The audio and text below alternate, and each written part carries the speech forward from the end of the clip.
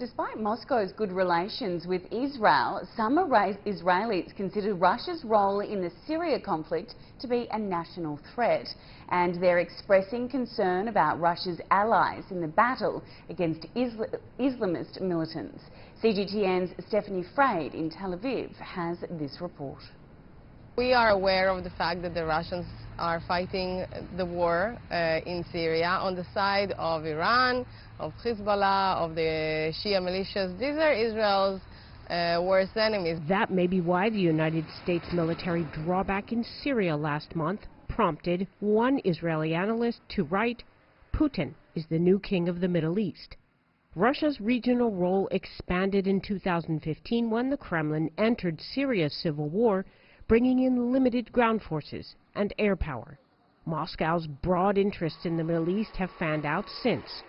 But experts say the notion of Vladimir Putin looking to displace the U.S. is far-reaching. It's a kind of a secondary but very important regional arena where Russia can play sort of in the big boys club. Which is something that in 2014, after the annexation of Crimea, it was sort of denied from Russia. Russia's historic Mideast ties stretch back centuries and include infrastructural and material goods interests and a long history of supplying weapons to regional players. Experts agree Moscow is building ties with Israel, Iran, Syria, Turkey, Saudi Arabia, asserting a Mideast role while playing a sort of mediator. Russia's main goal, say pundits, is to create a global political presence. The view from Israel as Russia aligns with arch foe Iran.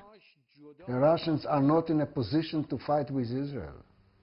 They at least in the region, they are weak. They are not a military power. Russia may be allied with Iran, but when Israel strikes what it says are Iranian targets inside Syria, coordination is with Russia. Stephanie Freid, CGTN, Tel Aviv.